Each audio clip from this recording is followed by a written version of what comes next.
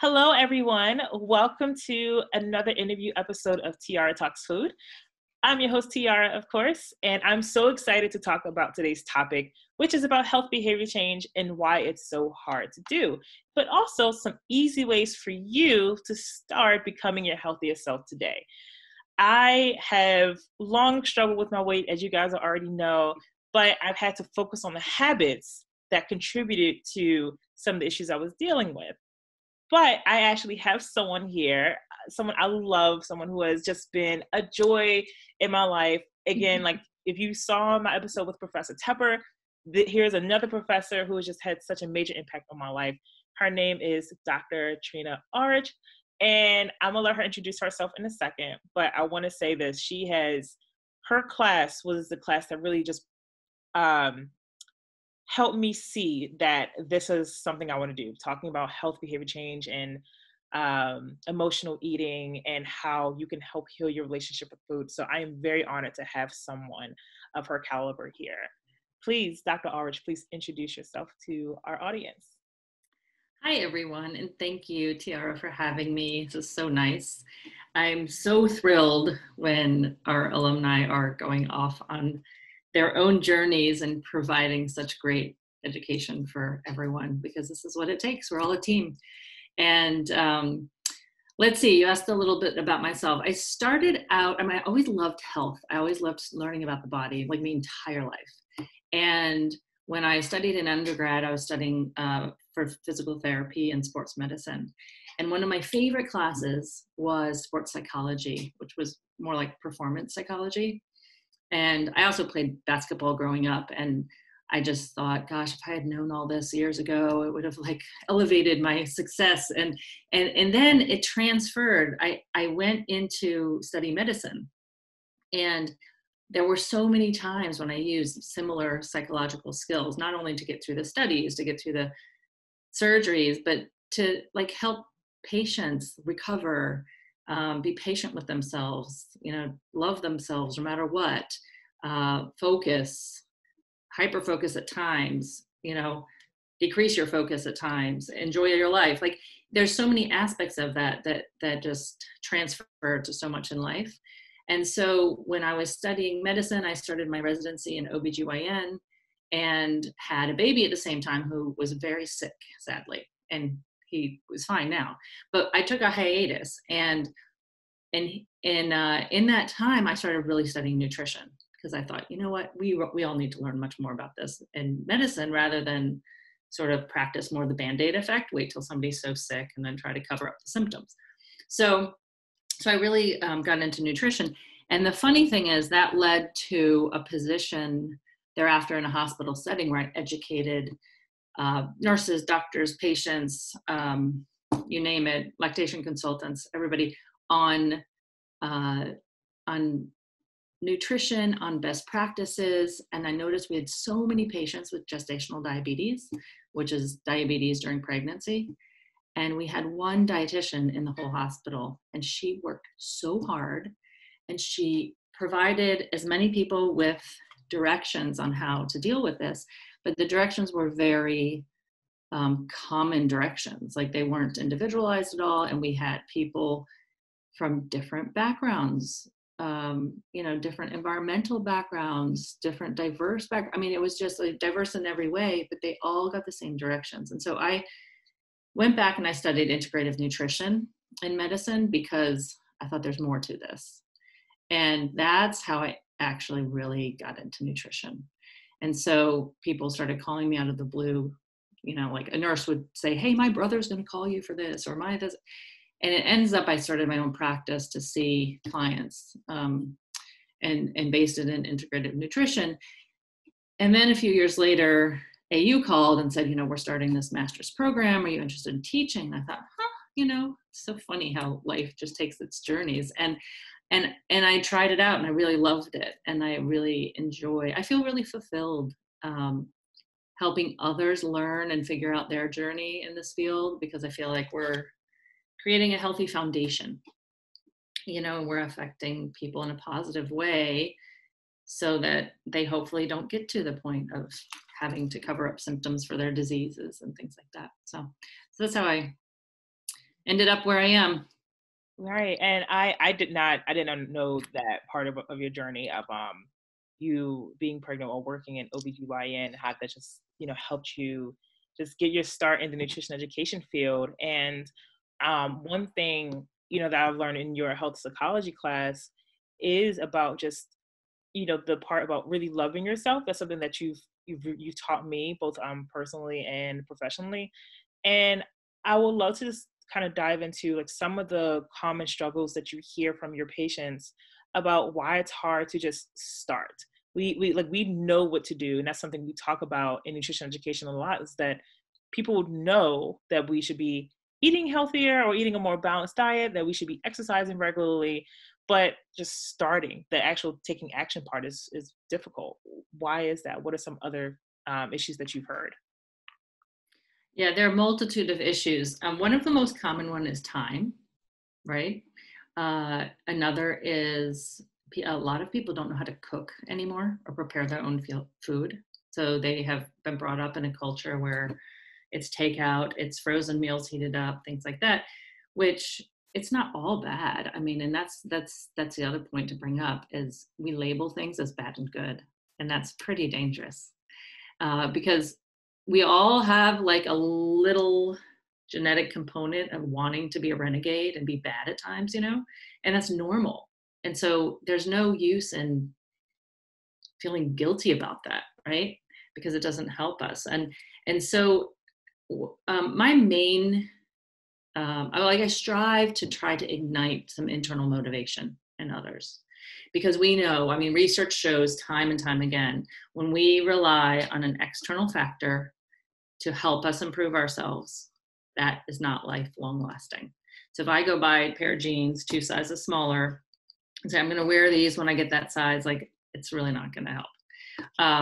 But when we ignite an internal flame and ask people, I mean, there's something called motivational interviewing, and we ask, why do you want to change your eating habits? How do you want to feel? When's the last time you felt like you want to feel? And why did you feel that way? And it's not, about dieting. It's about nourishing. It's really about making sure people understand that their bodies actually really need nourishment. And it's not an abundance of food, it's nourishing foods, right? And it's not an abundance of social contacts, it's the right social context for them individually. And it's not an abundance of physical exercise, it's the right physical exercise for them. And sleep's the same thing. Like we don't want to sleep for 12 hours a night, but we also don't want to sleep for 5. So we have to find the optimal environments in many categories for an individual person to really care for themselves. So yeah, like what you just mentioned, Tiara, it's really about caring for ourselves. And how do we get there? Yeah, and I love that you say, like, it's about the right type of exercise, the right type of food, and I feel like we're looking for someone to tell us what is right for us, but no one can know that except for us and our lived experiences.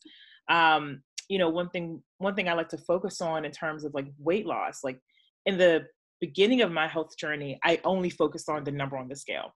But I really wasn't necessarily always focused on why was that number important to me. But more importantly, if I were to reach my ideal weight or ideal body size, what would that do for me? Like, what's the story, behind the food and behind the number on the scale? And when I think people have to take the time to ask themselves those introspective questions, but also not feel, ashamed or feel guilty for feeling the way that they do. Is that something that you see a lot? People who sometimes don't want to sit with themselves or their thoughts because they may feel guilty about the things that they may think about themselves? Absolutely. Yeah. I think a lot have to do with habits that have been passed down from social circles that one's been part of their whole lives, or families, and they almost feel like, well, this is how we do it, right? And this is how therefore I do it. And so changing patterns is hard because it's like ingrained almost. But I compare it to also like, we can inherit genes, and we we actually have the power in how those genes are expressed by our lifestyles. So, I mean, not always, but most of the time. And so when someone starts feeling that inner power to actually live the way that they want to feel, it's pretty invigorating. And there are all these stages. I mean, there's so many theories and models, and you know this because we talked about them in class over and over, right? And no one model or theory is perfect for anyone. And so it's that art of figuring out while working with someone, you know, is this person motivated to talk about their social structure and how that affects their nourishment and their sleep? Are they interested in that or not? If they're not interested in, there's no point in going there. Like, we have to figure out what they're interested, because they need to be self-led. We need to ignite that internal motivation. And that's the challenge, right? It's not prescriptive for everybody. It's really not at all. It's really a self-led change that leads to long-lasting healthy behavior. Yes, absolutely. And that internal motivation really does come from, I think, getting some sort of clarity of what does your ideal life look like, and what would it take for you to get there? What are some small steps that you can take today to get there? I think for me personally, I have to live aspects of my life as the person I want to be, and not necessarily the person I am now. And this isn't necessarily just nutrition related. It could honestly just be making sure that my bed is made every single morning, because the person of who I want to be a year from now makes her bed every single morning. And it's thinking about thinking about habit changes that way, and realizing that you can make those small steps. You don't have to do everything right now, but those small steps each and every day, focusing on that and having that become a habit. Have you read a book by James Clear called Atomic Habits? No, Oh, I haven't. it's I such need to, don't I? Oh, it's so good. Like, I highly recommend that to everyone. The Audible version. I mean, you can get the Kindle version, but I think the Audible version is so much better. But he talks about like making sure that behavior change is attractive, or at least or the thing that's holding you back is harder to come by. So for me, I know it's about uh, fun food. So I love French fries. So I don't keep them in the house. So otherwise I would eat them every day. Mm-hmm. So that makes it harder for me to indulge on French fries every single day. Whereas if I'm looking to eat more fruit, if I have fruit in front of me, like something that's right there on the countertop, I'm more likely to eat it and get into that habit. But I would love to hear from you, like on some small steps people can take today. Like, if when someone's watching this and they're like, well, New Year's is coming up, I really want to lose 50 pounds. How should they actually focus on that goal? Should they be focusing on the 50 pounds, or should they just be focusing on the habits that, would help them lose 50 pounds? Yeah. Yeah. What you mentioned, the small steps, is key. I mean, time and time again, with all this behavior research, that's what shows correlates with long-term positive change. So if someone, and actually there are even numbers that go along with it, if someone changes 2 small behaviors for 2 weeks, then that actually starts to become a little more normal in their lives. And they could perhaps then adopt another behavior change and the following 2 weeks and withhold those first 2 at the same time. So, I always ask my clients, well, let's talk about, like, we talked about sleep, we've talked about, food, we've talked about exercise, like, where do you want to start? And so if it's self-led, that's the key. So if everyone could think about 1 or 2 things that you may want to adopt, and maybe it's waking up in the morning and doing 3 stretches. Maybe it's waking up in the morning and drinking a nice big glass of water, because maybe we want to improve our hydration. Maybe it's waking up in the morning, going outside first thing. Maybe it's waking up or making some kind of prep for a healthy breakfast the night before. And it doesn't have to be every day. Maybe 2 days a week. That's it. Because then we'll notice. And another thing that a lot of people choose to start with is to notice how they feel an hour after they eat anything. And then notice, is that helping me or is it not? Because our bodies are smart.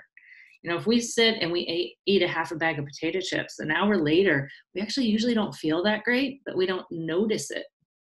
So if we just pause, right, and notice, I mean, people start with all sorts of things. A lot of people that I work with start with cooking one meal a week more than they ever have. Because I mean, it's so obvious that home cooked meals are so much healthier because, well, they're really low in salt compared to restaurant foods and fresh foods. I mean, other people just say, okay, you know what? On Sundays, I'm going to chop 2 or 3 onions, a bell pepper, some kale, and they'll pick like 3 or 4 vegetables and they'll chop it and they'll put it in containers in their fridge so it's super ready. And when they do that, they notice it's so easy to cook. It's actually faster than getting a frozen box of food out of the freezer, opening it, putting it in the container, putting it in, so when healthy options are ready, like you mentioned, I mean, even you can experiment, which is a lot of fun for some people. You can put apples in a pretty bowl in the fridge or on the table if you have a family, and just see how many apples are eaten compared to if they're in a fruit bowl in the corner of the kitchen. I mean, it's fascinating. So yeah, there are a lot of ways to start, and there are many more ways than I mentioned. So you just need to trust yourself and just try and sort of experiment. Journaling is another thing that's quite nice. I love journaling. I love it. It's been just life-changing for me. It's literally the place where I can just be honest to myself and no one but myself. Please go on about how awesome journaling could be. Yeah, journaling. I think because it allows ourselves to be ourselves, and it's just for us, right? And when we do things for ourselves, it changes the mindset. So if I'm journaling for myself and I'm talking about, oh, I was frustrated about this today, but I was proud about this today. I mean, even if it doesn't take that much time, if you start just with like one peak and one valley, something like that. It's just really healthy to reflect, because I think that's where we get lost in taking care of ourselves and nourishing ourselves, is we don't tend to reflect because of the lifestyles that we live. Right. We're in a go lifestyle oftentimes. Yeah. And it's hard to stop and reflect. And I think journaling really helps us do that throughout the day. Yeah. Even when we're not journaling, And also, like, journaling, it doesn't necessarily have to be like sitting down with a pen and paper. It really can be just writing something in your notes section on your phone. It can be recording a video of yourself, just kind of talking to yourself. I've done that too. Anything that will give you that sort of really good, like, cathartic release about things that have happened in your day. Like, something I like to do a couple of times a week is write down 5 things I'm grateful for. And I got this from Oprah, recommended by and also recommended by my therapist. And it has really been something that's life-changing for me, because the 5 things I'm grateful for don't have to be big, grand things. It really could be, I went for a walk today and the breeze felt really great on my skin. Or I feel really, grateful that I could go for a walk. I feel grateful that I was able to laugh at a TV show that I love. And it's those small things that make such a big difference and can really just put things into perspective for you. Right. And when you pinpoint them, that's building these connections in your brain to do that again and again. So then the next time you take a walk, you actually notice like the color of the needles on a tree and how the breeze is blowing them. Whereas when we're not in that practice, it's hard to do that. It all brings us into the present. And I think that's so important when we take care of ourselves. And the same goes with like tasting food. Like, a lot of people feel like, oh, I need to have lunch. I only have 15 minutes. And they just like sort of shovel food in as fuel. But if we taste it, if we slow down and we really nourish our bodies, it's very different. And of course, our digestion is different too when we're enjoying our food and not stressed and not rushed. Yes. So our bodies actually absorb many more nutrients then. Yeah. So it's important. Yeah. It is. And I love that you brought up like being able to take the time to just enjoy food, because food should be enjoyable. But I find that when you are just taking the time to just really taste the food, what are some things that you notice? How does it make you feel? You talked about that, and ask yourself like, how do you feel in that moment? And then ask yourself an hour later, how do you feel then? So Mm-hmm. if you are someone who is like eating that bag of chips, you might have had a long day and you're just like, these chips are really good for me right now. And even though like i- an hour from now you may feel a little bit sluggish, you may want to ask yourself, hey, was it worth it? And then ask maybe, yeah. And you can just Mm-hmm. live in that moment. And I find that when we have these major goals, like I said, New Year's is coming up, where we know that everyone is going to have some sort of big goal, but I find that can put a lot of pressure on ourselves to reach those goals, when maybe instead of having a set goal, asking yourself like, what's a habit I just want to change about myself?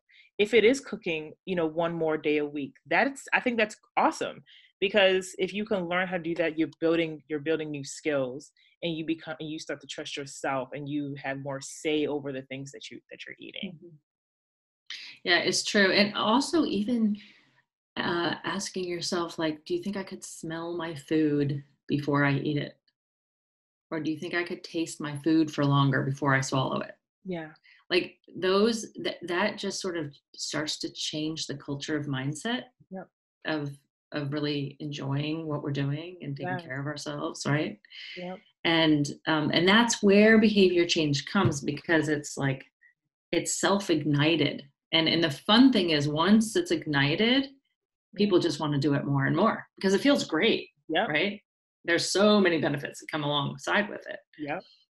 It not And only improves your relationship with yourself, but with others. And, I could go on and on. yeah, it's like this intrinsic happiness that happens, and it's like Mhm. you don't want to let go of that inner joy that you're feeling. And I know for me, when I started to notice that my relationship with food was changing for the better, I felt like I was making healthier choices. And not only that, but I noticed how those choices were impacting other parts of my life. So I know if I eat healthier, I'm more likely to exercise. So I exercise, I know I'm more likely to eat Mhm. healthier. And I feel better about myself. I feel more productive in my day.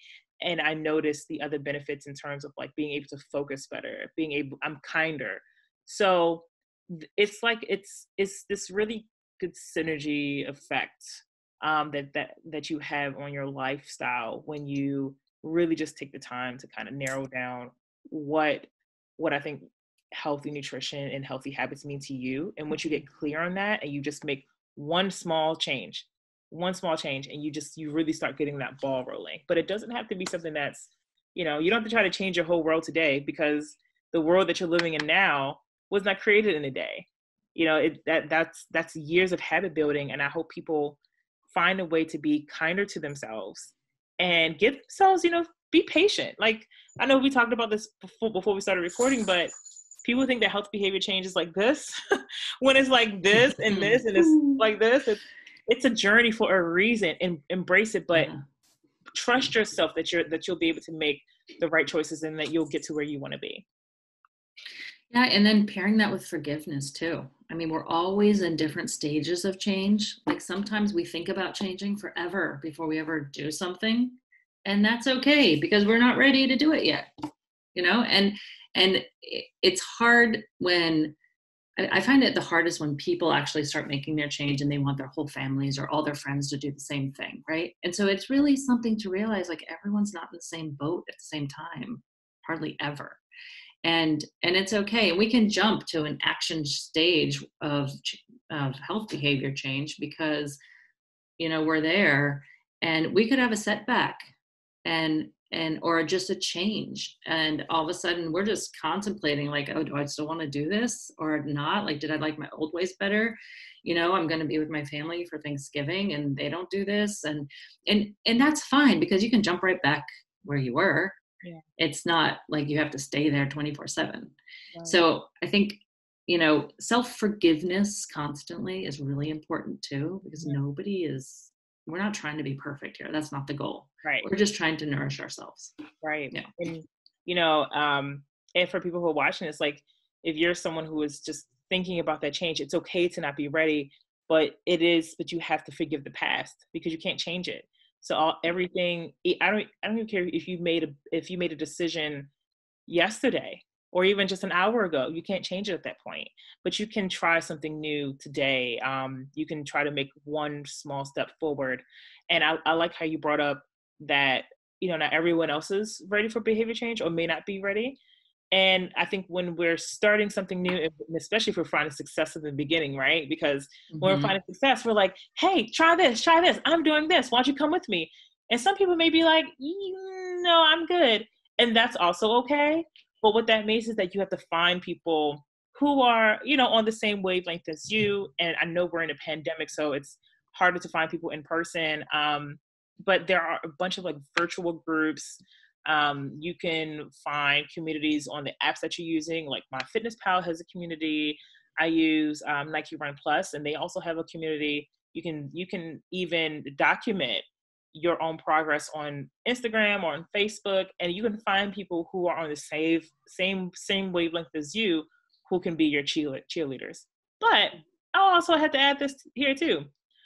If you don't have a lot of people in your corner, I think that's when it's most important for you to be your biggest fan. Like it's great to have support, but it really is important to be your biggest supporter. Be your best friend. Even if no one else is there with you right now, you are there with you. And that's really what matters. It's true. You're reminding me of a project. I used to teach a different class that's outside of the program that you were in, Tiara. And we had, excuse me, we had a 3-week project where they needed to integrate some new psychological training for themselves to make a change that may correlate with something else. Okay. And this was performance based. Most of these students were athletes as well. And some people would, for instance, choose to wake up in the morning and say 2 sentences to themselves about, who knows, some would say, I am healthy and I am so grateful for my life, and I am worthy of improving whenever I'm ready to improve. And they would say this every morning when they woke up and every night before they went to sleep, in their heads, like they didn't have to say it out loud. And so then they would ask themselves, okay, I'm going to collect data on one correlating behavior that I think this would affect, but I'm not sure. So let's say it's a basketball player and they want to keep track of how successful their free throws are. And no, every single time, I mean, I would get papers. And so they would bring some research into it and this and that, and then write about their whole 3-week experience. And every single time it's fascinating to read the papers because they're like, no kidding. My free throw percentage of success, my success rate improved. But the crazy thing is I became such a better friend to my friends that I struggled with. I actually like took care of myself much better. I was looking forward to going to sleep at night because I wanted like to be nice to myself and hear that. And so I slept better. I slept, many more consistent hours. And so you don't know like what attributes to what at one point because there's so many improvements, right? But like the way we self-talk constantly, right? And we can, in some aspects, control that in a positive fashion to help ourselves, which leads to great behavior change. I love that. That self-talk is so important. And no one can really care for you like you do. Like it really does matter what you're saying to yourself up here because you act out of that. And you act out of that in terms of how you take care of yourself and how you talk to others. And it's not just like nutrition related. It really is just about every aspect of your life. And I think that's a really good note to end on. I really had a ton of fun. And I hope people got from this that health behavior change, it's a journey. And that's okay. And we harped on things like forgiveness, self-talk, small steps. There's really no need to go big or go home. Just go start small, little bit of steps. And that really does depend on what matters for you, but also being your own cheerleader and reflecting on your wins or even just anything that's going on in your life. because at the end of the day, it really is you and you. And you want to make sure that you are the best person that you want to live with day in and day out. So Dr. Arch, thank you for joining me. And I actually would love for you to tell the audience where they can learn more about you and your work. Thanks so much for having me, Tiara. I teach at American University in the master's program for nutrition education. So if anybody is interested in the program, please feel free to reach out. My email there is Ulrich, ULRICH, @american.edu. And I also have a practice where I work with individuals and groups and support people in their nutritional endeavors. And my website is my name, trinaulrich.com. Yes. That's where you can find me. And you're right, it's a journey, and it's a journey that never ends. And that's the beautiful thing, because we can continually, take care of ourselves better and better. Yes, and it's every stage of our lives we learn something new, and I think that's the beauty of it. Thank you again, Dr. Ark. You've changed my life, and I hope people can understand that. Like everyone, her class in health psychology really just, wow, I think I've learned so much about myself in that course, and how we can use the research that's been done, especially when it comes to behavior models, to help other people. So thank you again for just taking the time, because I know you're super busy, and it's just always great to talk with you. Thank you so much for having me. I'm thrilled to be here. And thank you everyone for tuning in to another episode of Tiara Talks Food. Stay tuned for another interview episode. I can't wait for you guys to meet some friends of mine and other professionals who have just helped me along my journey. Please check out Dr. Ulrich's practice. Check her out at AU. And definitely, if you have any questions about the AU Master in Nutrition Education program, talk to her or talk to me, and we will be happy to sing the program's praises. It's amazing.